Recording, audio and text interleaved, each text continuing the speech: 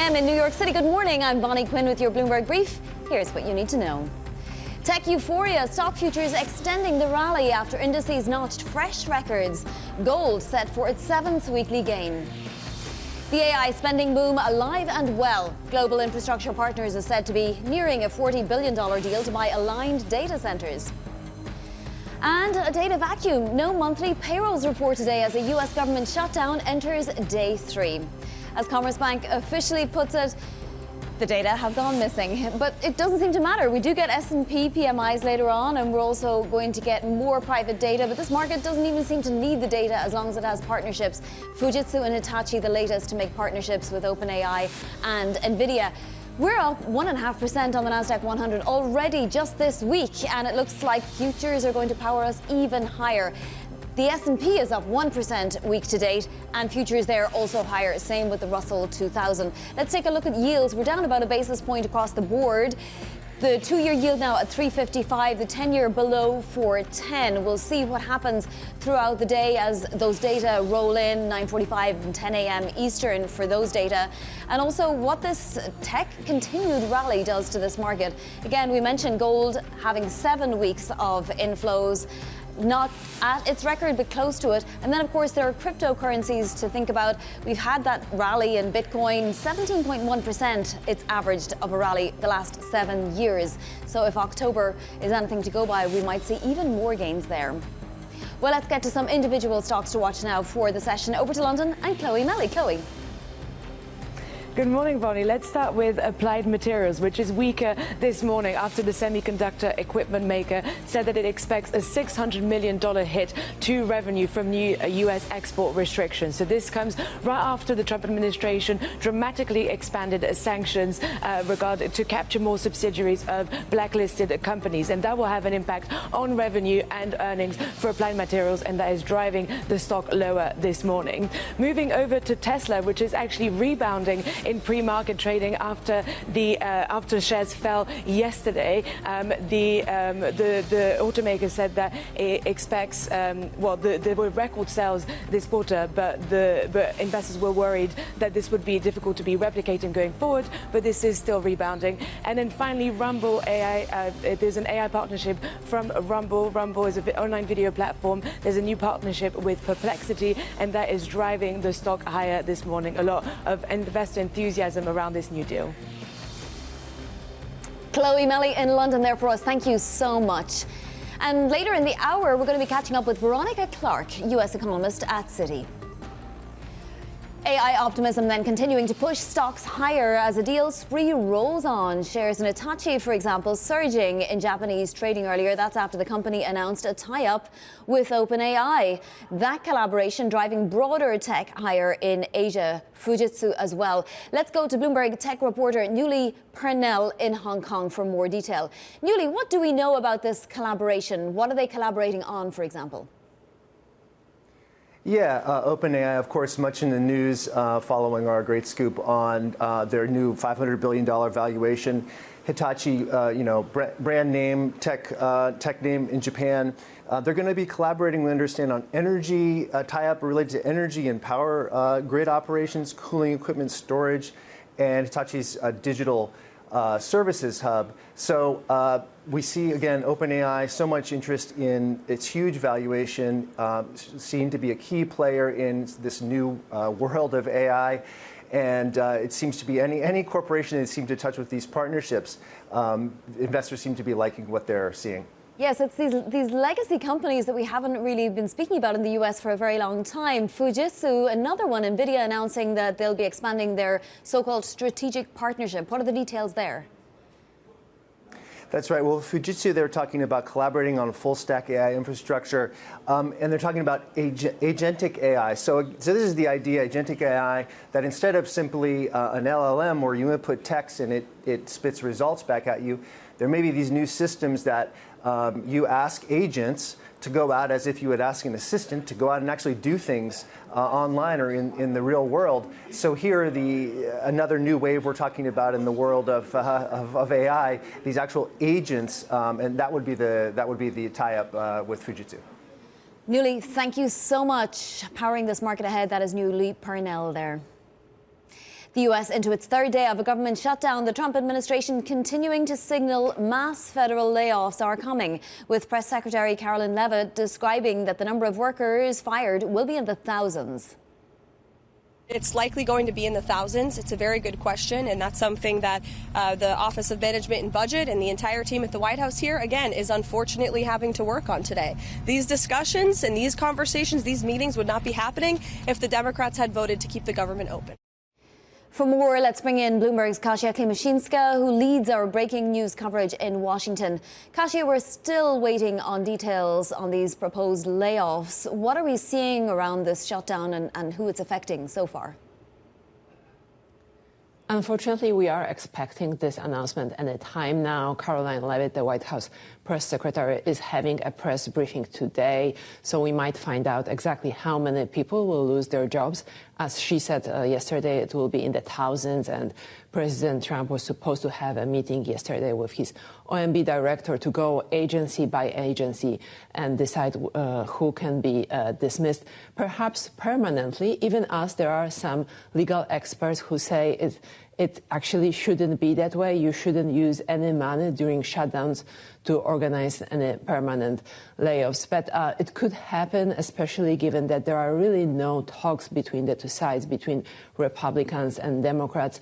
Senate is back today and there will be votes, but I think there will be the votes on the same bills that have already failed, so the partisan bills. And so most likely we'll see no progress, and then lawmakers will break up again for the weekend and come back next week. Kasia, the Wall Street Journal also reporting that the government is exploring a $10 billion bailout for farmers. What do we know about this? Even as the government is shut down, the tariffs are being collected. The White House said specifically that the tariff collection operations will continue. So this money is flowing. And President Trump said earlier this week that he plans to use some of this funding to compensate farmers, especially soybean farmers who lost their key customer, China. China is the biggest buyer of soybeans around the world and hasn't bought any from the U.S. This year. So especially those soybean farmers need some funding to buy equipment. Equipment is getting even ever more expensive. President Trump will also talk to his Chinese counterpart, President Xi, later this month. So maybe there will be a purchase agreement there, and this, let's say, bailout will not be needed. But it could also come as early as next week, the announcement of some additional help, additional funding for the U.S. farmers. Kasia, thank you so much for all the context. That is Bloomberg's Kasia Klimaszinska, who leads our breaking news coverage out of Washington, D.C. Well, Boeing's shares are a little volatile this morning. The move coming after Bloomberg has learned Boeing's new 777X aircraft is facing a significant delay and is now expected to enter commercial service in 2027 instead of next year. For more, I'm joined by Bloomberg aviation and transport reporter Danny Lee. Danny, this plane, it's literally already 6 years late, and now we're adding at least another year on top of that. What's going on?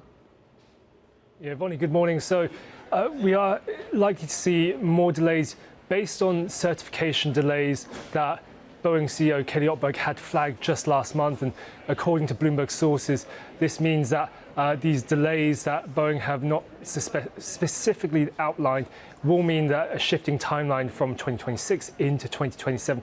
And it's a blow to airlines who've been waiting since 2020 for this Boeing's new long-range, long-haul aircraft. So it's frustrating, and all this means is for Boeing, this could add up to yet more charges it has to take account for this delay, potentially up to $4 billion, according to analysts. And this is an aircraft that has already racked up charges of $11 billion. So this is not a great situation for Boeing or Kelly Ottberg to be in, given that it's facing potentially yet another delay to its new marquee jet. Yeah, $11 billion in cost overruns already, and that's not including, as you said, the potential $4 billion more. How does this happen? How can Airbus do it if Boeing can't, for example? Well, I think for any new commercial jet, these are always going to be really tricky investments that, plane makers don't take lightly. And so given we have seen, particularly high scrutiny, more high standards, and make sure that these new jets come out of the box fighting fit. This is obviously going to be it's a challenge that someone like Boeing, I'm sure Airbus in the future as well, will all have to contend with when it comes to producing these new top-of-the-range jets. And so I think just this latest delay was something that is not a surprise, I'm sure, for most airlines, and they'll have to mitigate that for keeping their older planes for longer. Yeah, I mean, we're talking Lufthansa, Emirates, and so many more. Is there a possibility that they'll get frustrated and cancel orders? Can they even do that? I think for the airlines, they've pretty much accepted the fact that they will have to wait just a little bit longer, perhaps, maybe several months more. We know some airlines have pushed out some of their deliveries. We don't see necessarily airlines looking to cancel, given there's so much they've poured financially into this. So I think it's just a wait and see, and potentially for Boeing to confirm maybe by their third quarter earnings just how big of a delay and what kind of charges it takes. I mean, it's so funny, coming literally almost the same week that Boeing announces a new single-aisle airplane to succeed the 737 MAX, or at least according to the Wall Street Journal. Danny, thank you so much. That is Danny Lee, aviation reporter for us there. Now, to other top stories trending on the terminal this morning. BlackRock's Global Infrastructure Partners is said to be in advanced talks to acquire Aligned data centers. Aligned could be valued at about $40 billion. The deal would be one of the biggest for the year. A spokesperson for BlackRock declined to comment. Funds under UBS are facing more than $500 million of exposure to bankrupt auto parts supplier First Brands. UBS Hedge Fund Solutions is the largest unsecured creditor with a $233.7 million claim, while O'Connor has a similar claim for $116.1 million. A Syrian-born British citizen was named by police as the man who killed 2 and injured 3 at a Manchester synagogue. Police say the attacker drove a vehicle at people outside the synagogue and then attacked them with a knife. UK Prime Minister Keir Starmer warned against rising hatred and anti-Semitism. Coming up, Goldman Sachs will spend $6 billion on tech this year. That and more from our interview with CEO David Solomon. That's next. This is Bloomberg.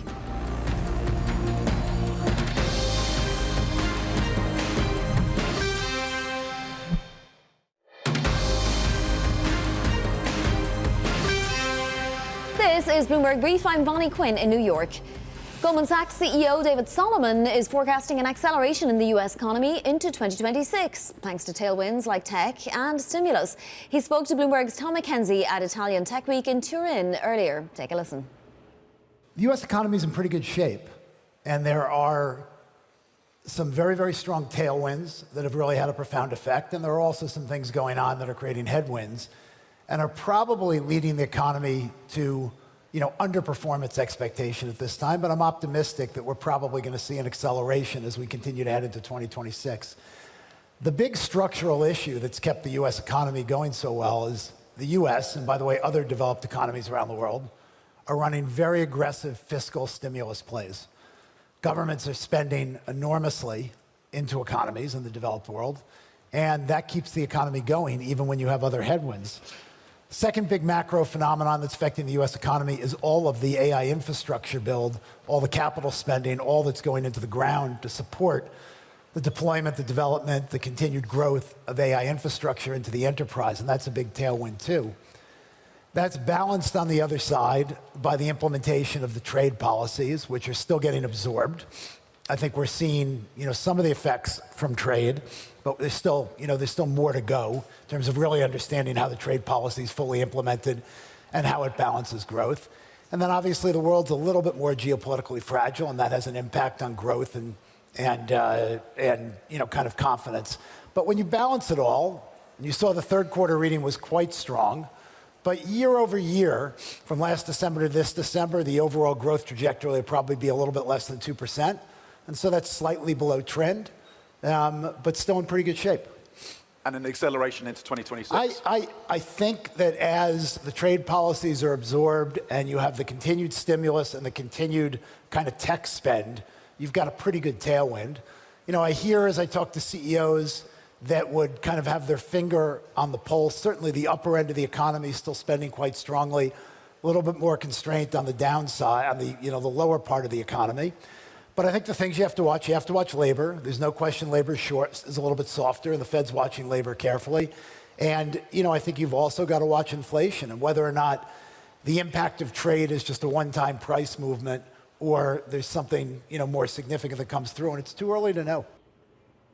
That was Goldman Sachs CEO and Chairman David Solomon speaking with Bloomberg's Tom McKenzie at Italian Tech Week. Coming up, a fire erupts at a Chevron refinery. Also a look at what else is making headlines in your front page news. That's next. This is Bloomberg.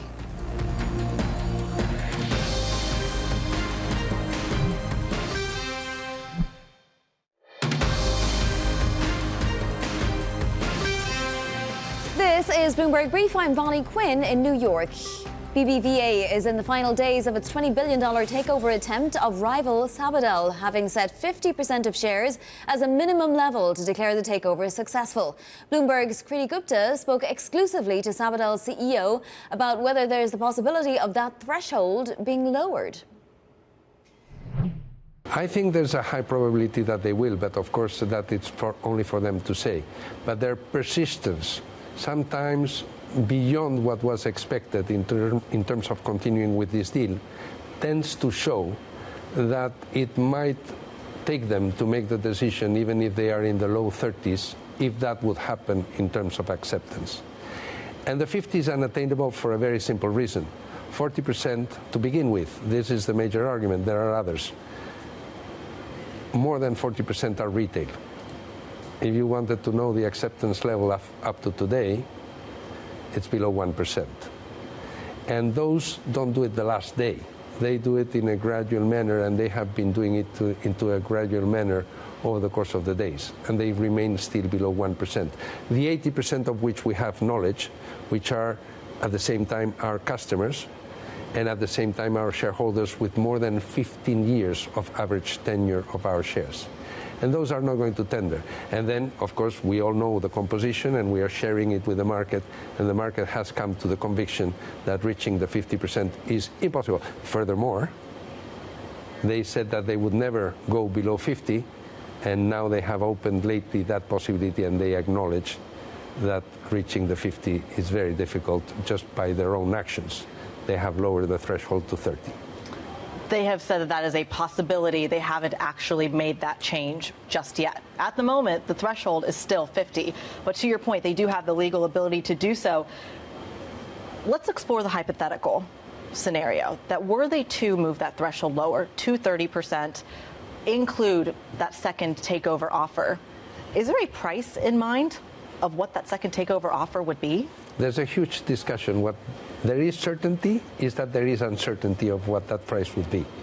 What the chairman of the CNMV, which has the ultimate word, has said is that it will be equal or superior to the first offer.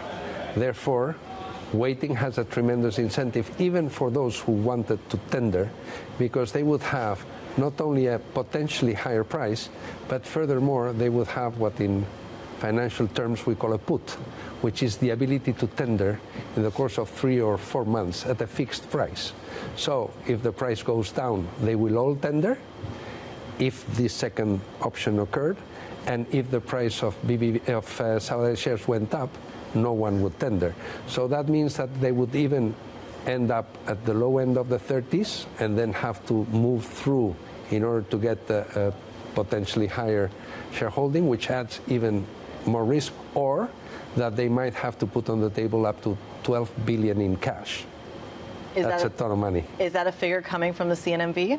No, the figure of the 12 billion comes from the difference between the amount, the maximum amount that they could come, that they would need. Increase. Because if the share price of Sabadell and the market in general, if there was a slight downturn, everybody would have the option to tender at a fixed price, and that would require up to 12 billion of cash disbursement from BBVA.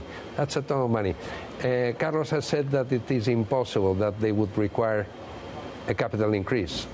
On the contrary, they have reserves on which they can detract the future dividends for their shareholders, but it's not enough. So on top of reducing the dividends, they will have to do a share issue to cover the rest. Have you spoken to the CNMV about that possibility? About the possibility of how to set the price, yes. About the other possibility, no, because it is not in their domain. That is more a risk that the ECB would have to consider. When you talk to the CNMV, about setting the price, have they given an indication of whether it would be at the current level or above? It is very complex, and they acknowledge themselves, and they haven't decided yet. And they haven't decided yet because the law is very clear. It has to be at the date of the transmission of the shares. That is not the 10th of October, which is the last day of the tender, because then the shares would not have been transmitted. That, in principle, should be the settlement date, which is expected to be around the 21st of October. That is what the direct interpretation of the law would say. And the CNMV is still analyzing what is the best alternative for the market. That was our exclusive interview with the Sabadell CEO. Let's take a look at how we're shaping up this morning. S&P futures pointed higher even after the index rose more than 1% this week. A little weight to the US dollar index and yields down about a basis point across the curve. The 10-year there at 4.09. No data today beyond the private data out of S&P and ISM. I do want to mention that oil is slightly higher even as the market expects OPEC Plus to return more idled capacity to the market at its decision this weekend. Coming up, Veronica Clark of Citi.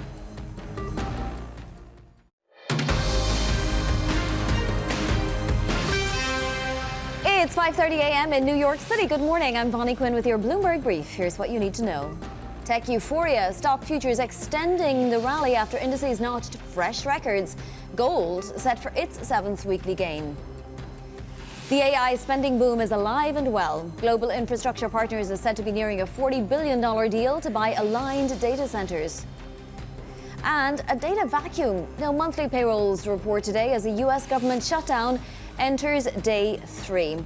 Gone missing, as Commerce Bank says this morning. That's the official data it's referring to. Doesn't matter to this market. Look at that. Futures pointing to gains once again this Friday, even after an already 1% gain for the S&P this week and 1.5% gain for the Nasdaq this week. This all on partnerships and tech enthusiasm. Fresh records once again. More partnerships overnight. Nvidia pairing with Fujitsu, OpenAI with Hitachi.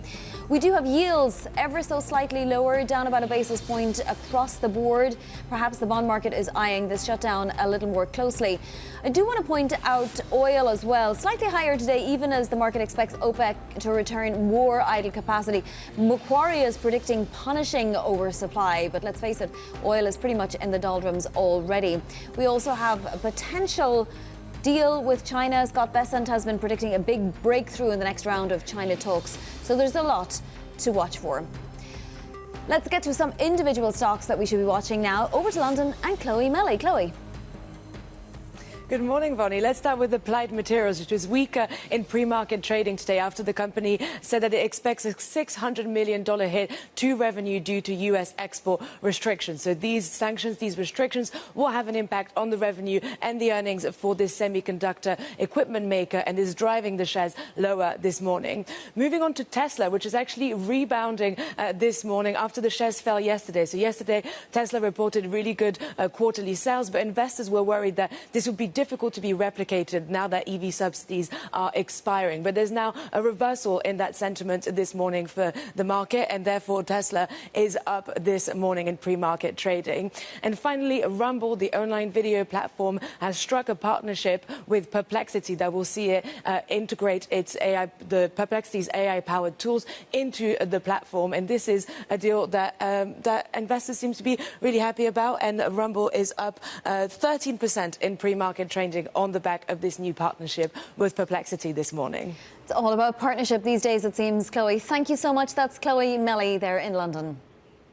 Citi's Veronica Clark weighing in on the impact of this data vacuum, saying it will cause the Fed to hew to its median dot.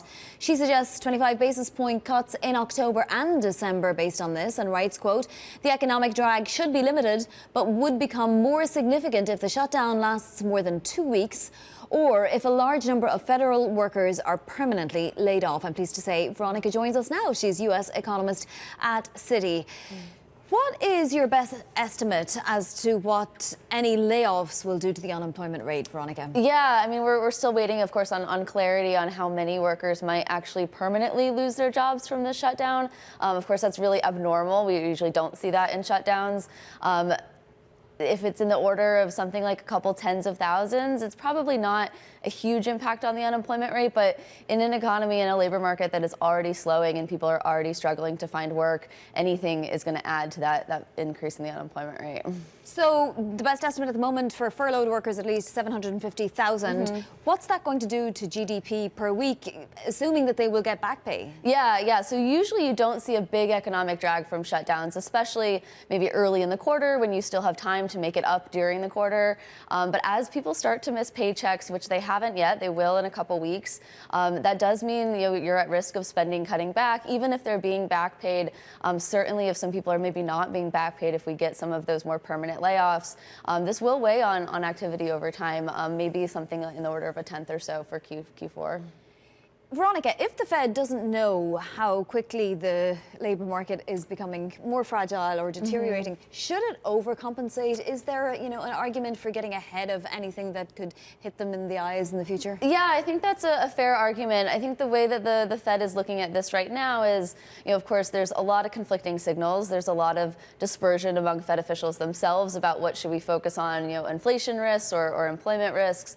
But if we don't have any data, which it's always frustrating when we don't have data on the economy, but maybe especially now, I think you act based on what you last knew. And what they last knew at the September meeting, the median officials still did want to cut more this year.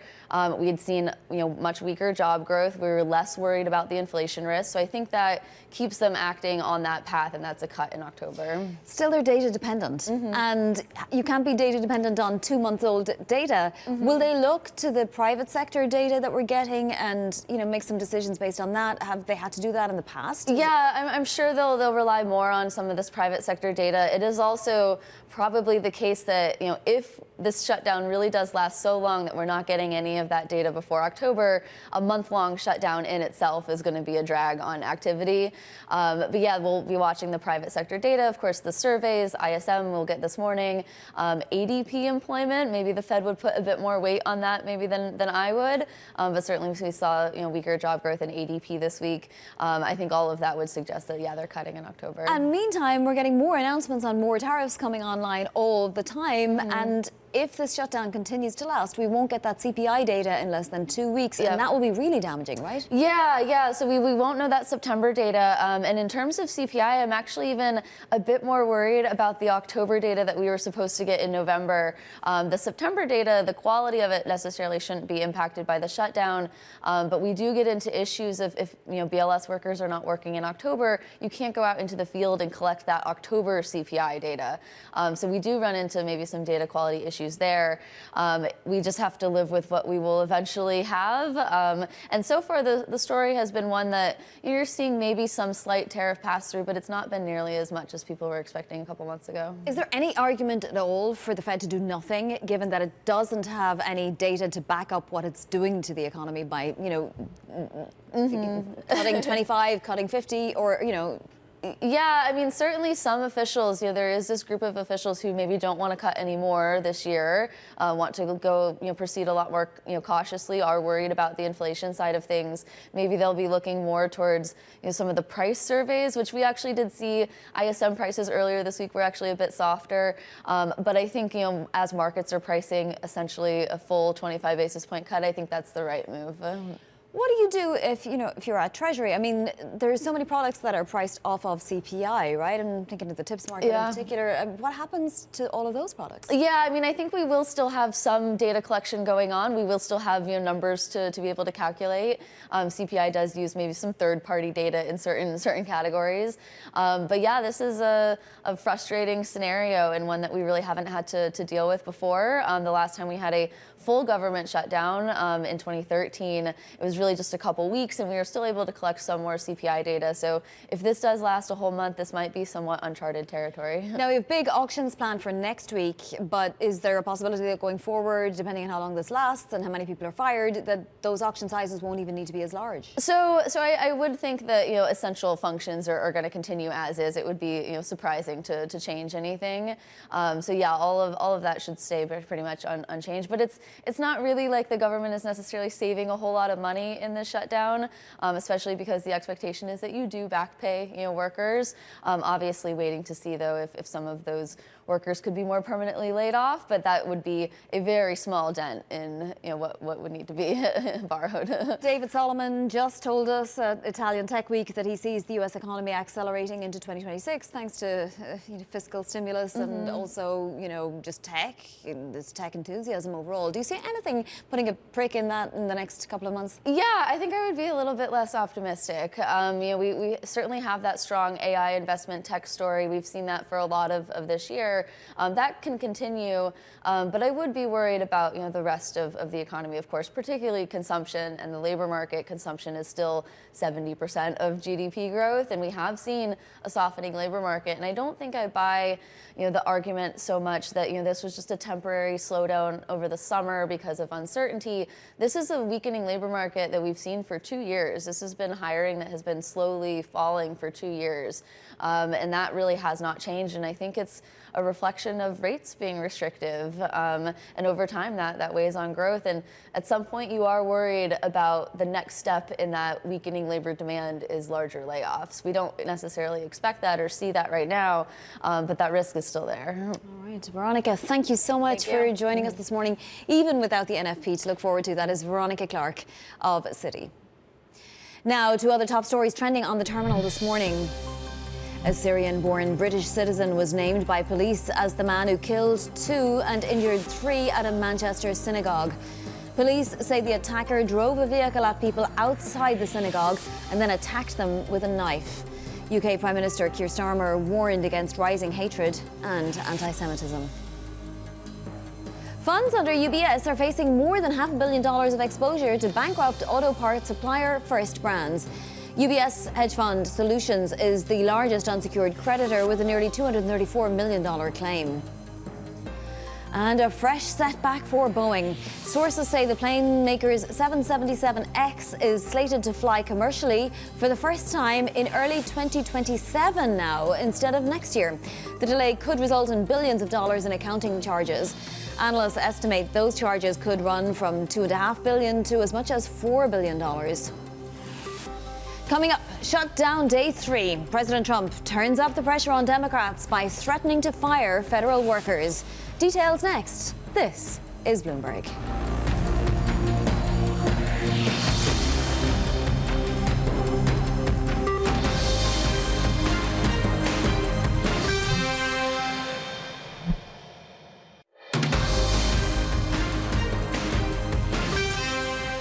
It's likely going to be in the thousands. It's a very good question, and that's something that the Office of Management and Budget and the entire team at the White House here, again, is unfortunately having to work on today. These discussions and these conversations, these meetings would not be happening if the Democrats had voted to keep the government open. That was White House Press Secretary Caroline Leavitt speaking to reporters yesterday. It's now day 3 of the U.S. government shutdown. Let's go to Bloomberg's Kasia Klimaszinska, who leads our breaking news coverage in Washington. Kasia, she mentioned thousands. We're still waiting on details. What else are we seeing regarding this process? Hello, Caroline Leavitt is briefing today, and she might give more details about exactly who will lose their jobs in this shutdown. We already know that according to the CBO estimates, 750,000 people are furloughed at a daily cost of about $400 million in lost compensation. Of course, some of those people will be paid back, but as President Trump is implying, some of those layoffs may be permanent, especially at the agencies where he says their mission is not aligned with the values of the current administration.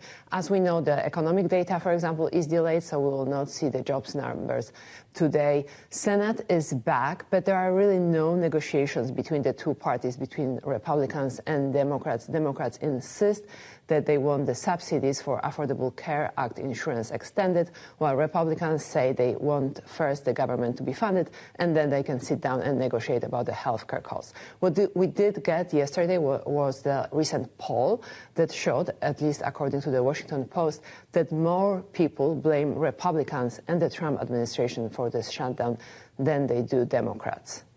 All right, we'll await for more details throughout the day, as I'm sure all of D.C. and federal contractors countrywide will be doing as well.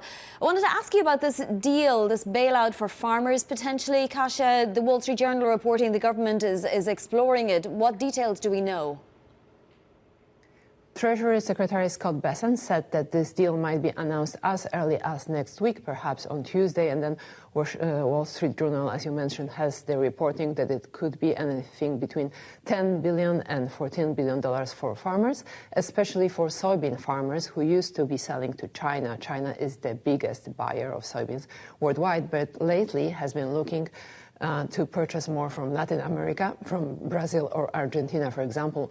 So the American farmers are at a loss here, and President Trump says that some of the tariff revenue that keeps flowing can be sent to farmers to compensate them for those lost sales. Kasia, I want to go back to something that might be related to the shutdown as well and the negotiations that are not happening. Health leaders are sounding the alarm on affordable care. Can you tell us more? So that's really what's at stake here. Democrats insist that they need to see the Affordable Care Act subsidies extended. Otherwise, the health insurance premiums will go up for a lot of Americans across the U.S. And when they see those higher premiums, they will decide that the health care is not affordable. The health care insurance is not affordable for them altogether, and they will walk away losing health insurance for next year. So Democrats insist that this is the urgent issue, that it needs to be looked at and it needs to be dealt with before they agree to extend the funding for federal government. All right, Kasia, thank you so much for covering all this. Kasia Klimaszinska leads our breaking news coverage in D.C. Now to a Bloomberg scoop. BlackRock's Global Infrastructure Partners is said to be nearing a $40 billion deal to acquire aligned data centers. This could be one of the year's biggest deals as AI spending rolls on. For more, Bloomberg's Manuel Maigori joins us now. Manuel, a $40 billion deal. What is Align, and how much does it actually have? Definitely, it's a big deal, right? And companies that provide infrastructure, critical digital infrastructure these days for the rollout of AI, that probably were little known until right after now. A $40 billion transaction coming up in the coming days based on our reporting. And GIP, the platform owned now by BlackRock, is on an acquisition spree. They are deploying capital. They have a very good track record in infrastructure investments, and obviously there is a lot of interest from global investors in anything that has to do with digital infrastructure, data centers, particularly hot, not only in the US but also here in Asia. We've seen a number of transactions where infrastructure-focused funds and some strategic players are really going all out and trying to build up, trying to gain scale. I mean, these businesses typically need a lot of investment, and this definitely one of the hottest areas for deal making these days. And it's interesting, it does have competitors. I'm just looking now, Equinix, NTT, Global Data Centers, and I'm sure, hundreds more potentially. Will there be a bidding war for some others? And what about the likes of NVIDIA? Would it not want to perhaps buy some of these instead of doing the partnerships that it's doing? Definitely, it's a very good point. I mean, we're seeing a lot of consolidation in the industry. It's been ongoing for a while. I would say the last 2-3 years, perhaps even more. It's been just skyrocketing. It's become really hot. There is some concerns about valuations too, whether some investors are starting to overpay for some of these assets because it's such a hot space, right? But at the same time, we continue to see more. It's a matter of scale. So there's probably more to come in this space, especially when infrastructure funds with lots of dry powder ready to deploy as well. But obviously, I think valuation will come to the center of the question and the debate going forward as well. Manuel, thank you so much. That is Manuel Maigori there. Now to another Bloomberg scoop. TSMC's US shares getting a boost as Bloomberg learns that Huawei used advanced components from the chipmaker in at least some of its AI processors. Let's bring in Bloomberg's Peter Elstrom, executive editor for Global Tech, for more. So Peter, what are the consequences of this reveal? Give us some details. So Huawei is the Chinese tech giant that has jumped to the forefront of the country's efforts to be able to build its own AI chips. There, of course, has been this longstanding debate between Washington and Beijing about whether NVIDIA, the leader in this space, will be able to sell its chips into China. There have been restrictions first on the U.S. side, and now Beijing is pushing back on that front. So Huawei is really the great hope for China to be able to get domestic supply. What we found out through this teardown of a Huawei processor is that, in fact, they're using components from a few companies that they're not supposed to have access to right now. That includes TSMC chips that they're using within their own processors. They're also getting access to HBM memory from a couple of Korean companies, Samsung and SK Hynix in particular. The big questions around this teardown is, how is Huawei still getting access to these devices? It's possible that they purchased them before they were blacklisted by the U.S. government, before they were supposed to be cut off. But at least at this point, it looks like they're still getting access to these chips. TSMC has talked a little bit about this in the past, that somehow an intermediary was able to buy some of its components and then ship them to Huawei afterwards. They've talked with the U.S. government about that, and they've since cut off that intermediary. But what we found is they're still putting chips on the market that have these components within them. Yeah, and it sort of might change our thinking on how China is faring AI-wise, right? Does this mean that maybe China isn't as advanced as we had thought after DeepMind? That's a very good question. After DeepSeek's emergence this year, certainly there are concerns about their progress in AI in particular, and Huawei has been able to back that up with supplying some of these components. I guess the question you're getting to, which is very, very important, is that if they're still dependent on TSMC and Korean manufacturers that are no longer shipping new components to Huawei, Huawei can't get access to them, will they at some point run out, or will they be able to turn to domestic suppliers for some of these additional components? We don't know the answer to that question so far, but at least at this point, they're still getting access to the HBM in particular. It's worth saying that HBM is the memory that you pair with the AI accelerators to be able to process all this data. That's very, very important. They have an older generation, HBM2E, and now they've moved on. The market has moved on to HBM3, HBM3E, and soon HBM4. So they're a little bit behind on that front, but they are still getting access to these chips. It's a fascinating development, Peter. Thank you so much. A great scoop. Peter Elstrom there for us. Coming up, no Labour Department jobs report, but we have other data to watch. We'll get you set up for your trading day next. This is Bloomberg.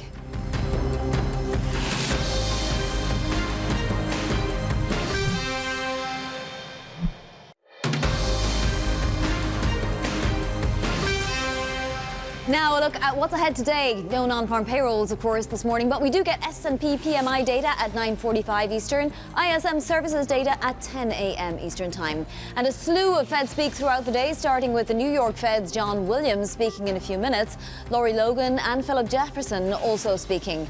Plus, don't miss our interview with Fed Governor Stephen Miron. That's at 9:30 Eastern.